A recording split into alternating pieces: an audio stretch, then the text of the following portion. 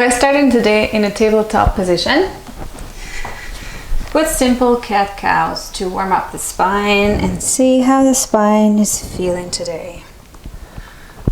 As you inhale, you're going to find extension, and as you exhale, you're going to find flexion. And I invite you to move very slowly through these so that you really articulate the spine one vertebra at a time. As you inhale, see if you can find a bit more extension in the upper back and your thoracic spine, the space between the shoulder blades. And as you exhale, see if you can curl your tailbone under and find a bit more flexion in the lumbar back and the lower spine. Going slowly means that you really pay attention to what's going on in your body. See if you can tuck the pelvis a bit more each time, and see if you can move head and tail at the same pace. Or if you notice that maybe your head arrives first or your tailbone arrives first at the final position. Feel how the core responds, and see if you can find a bit more movement in each segment of your spine with each repetition. Notice also if you're sagging between your shoulder blades, try to press the floor away, especially when you come to the extended shape. The tendency here is just to collapse. See if you can find a bit more movement in the back without dropping the chest down.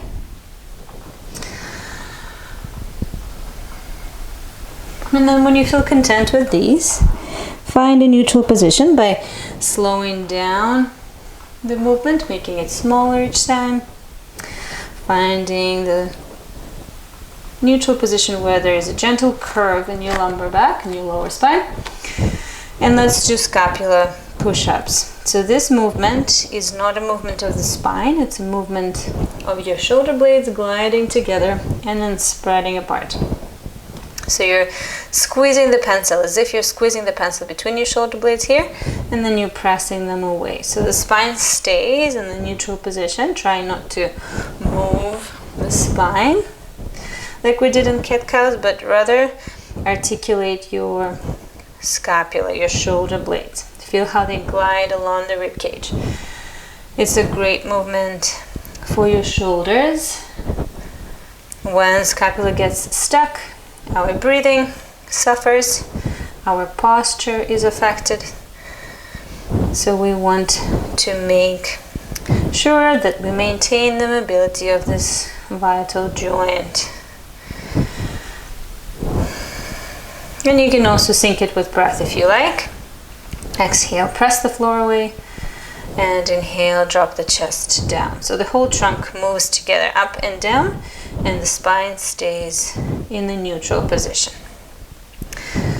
And then from here, press the floor away, keep that neutral position of the spine, and as you exhale, just hover one left hand and right knee off the mat, just an inch. Then as you inhale, you lower them down.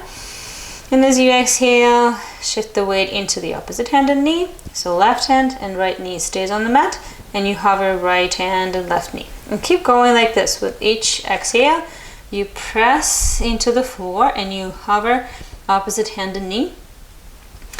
Go slow with those breaths, and you can even go like this, like you're blowing candles with each exhalation. That helps to slow down the exhale. And what that does is that activates your deeper core muscles. At the bottom of each exhale, you should feel how your lower abdominal lifts in and up.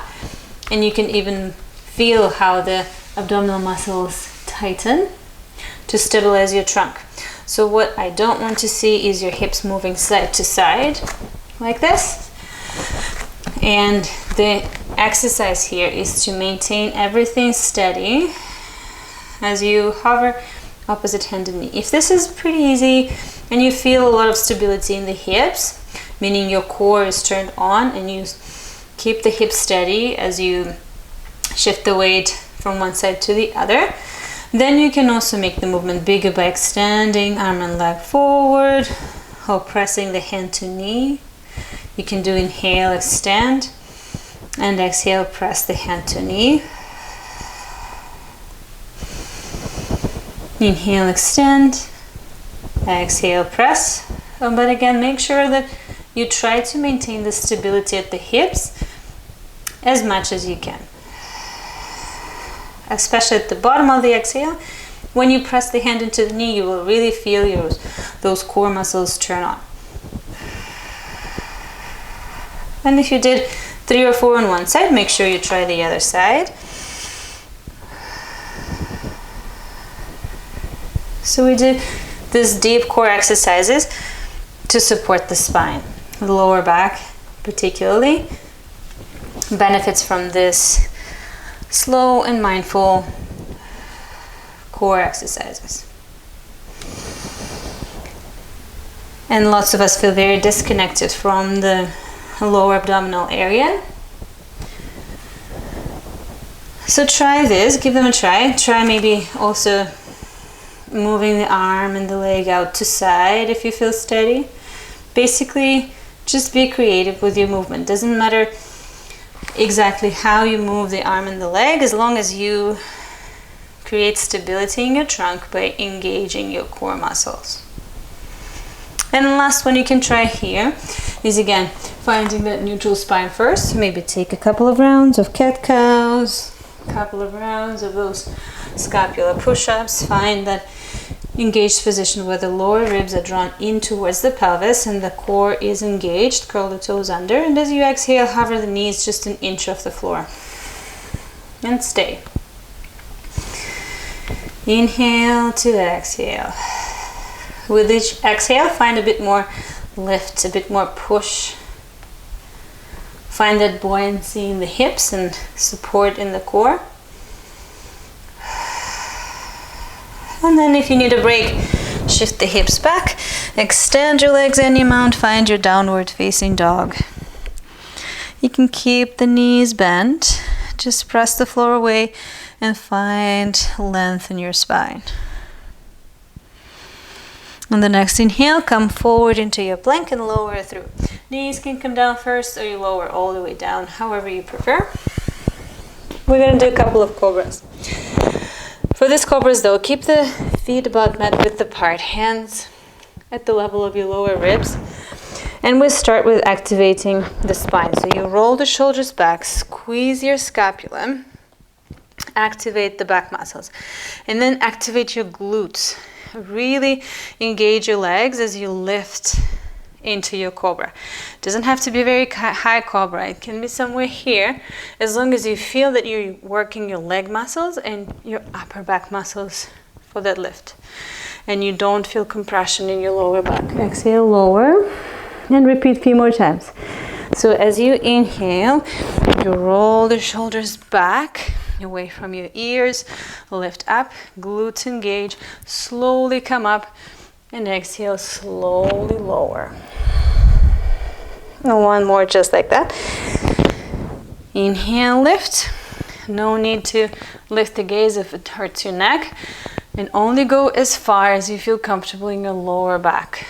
Exhale, lower. If you like to come into up dog with the hips off the floor, you can also do that. But again, be mindful about your lower back. You want to use your legs and your upper back more than you're using your lower back. And then come down, take a little break. If you need, wiggle the hips. And then come into a Sphinx position. Arms parallel to each other. And again, notice what you feel in the lower back. There shouldn't be compression here. What you want to do is inhale, pull the chest forward as if you were gliding the elbows towards your rib cage, even if they don't move, lifting the collarbones, engaging the muscles in the upper back. And as you exhale, curl the chin to chest and start articulating your spine. So kind of finding a bit of flexion in the midsection, like you want to look towards your navel. and maybe the belly comes off the mat just an inch. Again, inhale, pull the chest forward, and as you exhale, chin to chest. Start articulating the flexion. So rounding the upper back, lift the belly off the mat just an inch, and repeat a couple more times. Inhale to exhale, slowly articulating the spine, finding that flexion. Belly hovers off the mat, maybe hips hover just an inch. This should feel good for your whole spine. Last one.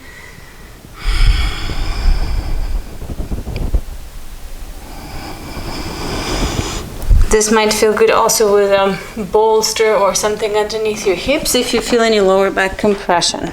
And then come down into prostration, arms forward. And we'll strengthen the spine a bit more. So as you inhale, you're going to lift up right arm and left leg. And as you exhale, you lower. The head and the chest come up too, just enough so that you can reach in the opposite direction with your arm and leg. And just like in previous exercises, the focus is on the strength in your lower body. So the glutes are doing hip extension. The glutes are lifting your legs. You shouldn't feel any compression in the lower back. If you do, don't lift that high and focus on reaching in the opposite direction. So as the arm is reaching forward, the leg is reaching back, and you only lift as is comfortable in your body. Turn on the muscles in your posterior chain as you lift and relax as you lower. A couple more rounds just like that.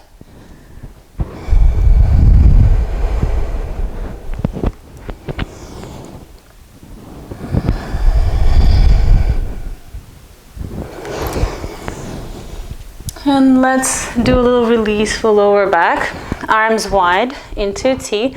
Roll into your, well, not so much rolling, but more about bringing the right foot behind your left leg. So you can come a little bit to the side, but if it feels comfortable, try to actually bring the chin down and stay with the upper body on the floor and just rotate the lower body. So just the hips. Just the hips turning side to side as you bring the right toes behind in the direction of the left arm. And then the other way around. Left foot in the direction of the right arm. Maybe the foot reaches the floor, maybe it doesn't. It doesn't matter. Just find a bit of a twisting for the lower body. A little bit of release for your lower back. Maybe you'll hear a little bit of cracking sounds there.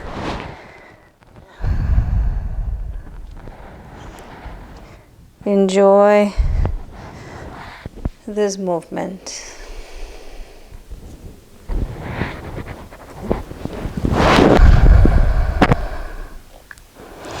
You can do this one even in the mornings as you wake up and you roll out of bed, just to wake up your spine. It's a nice way to start the day. Good. And then we're going to do a couple more exercises from the back. So when you're ready, you can find your way into your back. Feet down alongside your mat, parallel to each other, arms extended. And we're going to do a couple of glute bridges. So what that is just lifting the hips off the mat and then lowering them down slowly. So just like we were doing with the cat-cows, we start with the pelvis. Notice how the pelvis is tilting forward and creates extension in the lower back, so that gap between the lower back and the floor. And then notice how it tucks under and how the lower back imprints into the mat as you tuck the pelvis under, tilting it towards your face. So find that mobility. Maybe bring your hands into your pelvis so that you can feel those bones move, and it gives you a bit more of the idea of where the movement initiates. And then make the movement a little bit bigger. So as you lift up, exhale, press through the feet, and start lifting, lifting, lifting. But only lift as high as is comfortable for your lower back. So at no point there should be any discomfort in the lower back. Only the glutes are working here in the hamstring, so your lower body is lifting you high into that hip extension. And then again, do slowly, pressing through the feet, lifting the legs. You might feel a bit of a stretch for your quads and your hip flexors, which is fine. Only lift as high as is comfortable in your body. And imagine you want to pull the heels towards yourself. This will activate the hamstrings a bit more. To release the lower back is also very beneficial to work with the hamstring strength. So this exercise, as you dig in the heels down, you will feel a bit more hamstring activation. Doesn't matter how high you go. I will never tire of repeating that. And then another thing is try to keep the knees pointing in the direction of your toes, so you don't open the knees too wide. Keep them pointing straight. You can even bring the hands to point up, and as you lift up, you press it to the shoulders, into your elbows to lift up, but don't overdo it. Again, the work is in the legs. It's a leg pose, this bridge, and it helps to do it slowly to feel how the spine articulates on the way down, especially. Do a few more. The stronger your glutes are, the more protected your lower back is. And then when you had enough and you need a reset, let's take a figure 4 stretch. Bring your right foot above your left knee. Find external rotation of the right hip without pushing on the leg, without moving into places that don't feel good. Interlace your hands behind your left thigh, or if your body allows for that, maybe over your left knee, your left shin, wherever you can reach, without lifting the head and without creating strain in the shoulders. And then just stay here for at least 3 to 5 breaths. You want to find ease and relaxation. Take a deep breath in and a deep breath out. As you breathe out, see if you can guide the hip gently closer, the thigh towards your belly. But again, without yanking on the body, without aggression, without any violence towards yourself, just allowing for that stretch to happen. It should feel like a nice and deep stretch in the gluteal area. One more breath on this side. And then exhale, release, and switch the sides. This time left foot above the right knee. Again, find that external rotation. Notice if this knee doesn't allow for that rotation. Like in my case, this hip is a little bit tighter and I always feel more stretch on the left side. So if you find those discrepancies in your body, if you see that one side is tighter than the other, you can always stay a little bit longer on that side and take a few extra breaths if you need to. The foot is flexed so that the knee stays protected. Shoulders and neck should feel relaxed.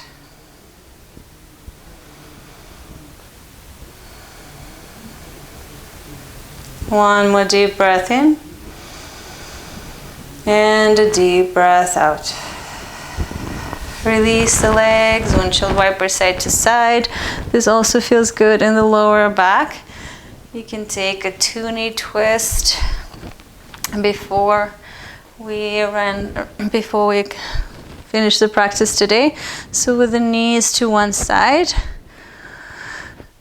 look over the opposite shoulder. Knees go to the right and the gaze to the left. If there's a big gap between your legs, you can bring a pillow, a bolster, anything you might have at home, or just change the position of the leg so that it's comfortable for you to stay in this twist. The left shoulder stays relaxed. And again, we aim for at least 3 breaths. If you have more time, you can of course stay longer.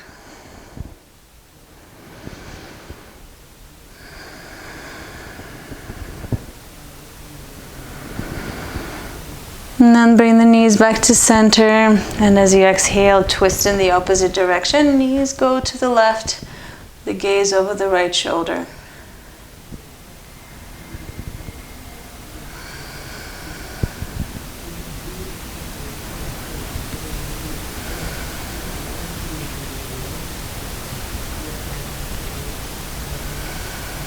And come back to center when you're ready. Guide the knees back towards your chest. Give them a little squeeze, just rocking side to side, massaging your lower back. If you like a happy baby, you can reach for your ankles or for your outer feet here. Just keep the lower back glued to the floor. Massage it, give it a little love. A gentle flexion of the lower back here. And then when you had enough, feel free to take a final resting position, whatever feels comfortable for you. If you need to support your hips, you can bring something underneath your knees. You can bring legs up the wall if you prefer that one, or just stay in your more typical Shavasana with the arms wide, legs wide, everything relaxed for a couple of breaths, a couple of minutes if you have it in your day. Take a deep inhale. Exhale, let it all go.